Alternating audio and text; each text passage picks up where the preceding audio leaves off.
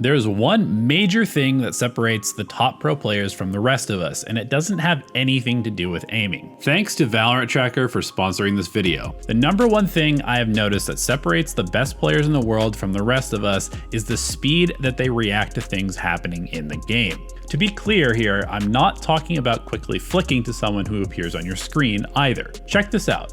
In this round between Sentinels and NRG, we see that NRG is dominating the map so far.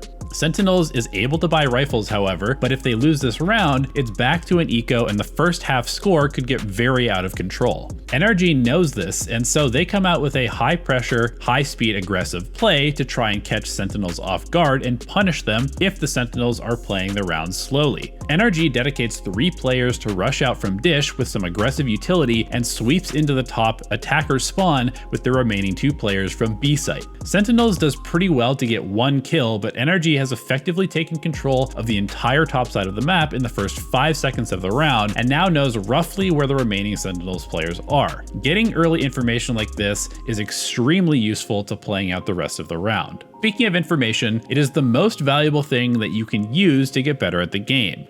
Today's sponsor, Valorant Tracker, is the perfect solution for tracking your progress with their in-game overlay and stats to help you better understand your performance. When you try out a new agent or implement any new strategy, it's very useful to see how it affects your performance with concrete data. Be sure to download Valorant Tracker from the link below and take more control over your games, and also support this channel.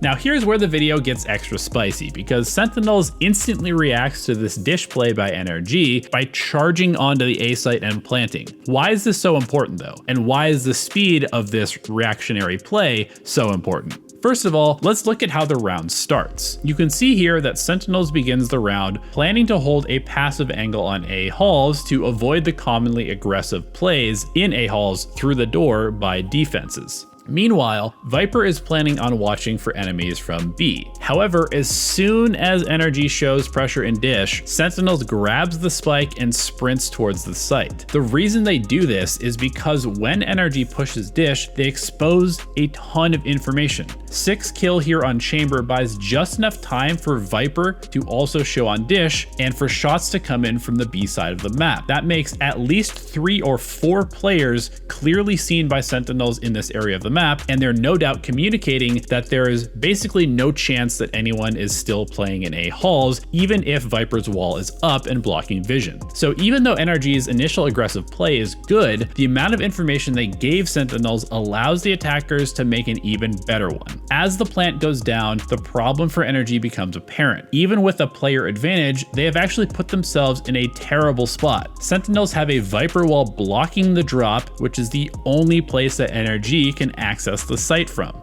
The players who rushed from B have already come way too far to wrap back around through the defender's spawn, and this means that all 4 players must make a blind jump into the site from the same location against a team that is already set up in a post-plant setup. Not to mention having full utility because they didn't have anybody contesting them as they took A halls. Between the Rolling Thunder and a deadly crossfire, Sentinels ends up wiping NRG's numbers advantage away without losing another player. The key here is that if Sentinels were even a few seconds slower at recognizing the situation and making the right call, NRG would have had enough time to reestablish their map control with their player advantage that they earned by making the aggressive play at the beginning of the round. Anytime the other team makes a play or uses utility to take over somewhere on the map, it's an opportunity for you to take something away from them. Getting stuck in a choke point because there's some utility blocking, or simply not hitting a site aggressively enough to fully take over that part of the map, are incredibly common problems in ranked games. Learning how to read the map and react accordingly is probably the most underrated skill in the game, and the one that requires the least amount of mechanical skill to implement. So basically, play faster and play with more confidence, and hopefully you'll play with more success as well.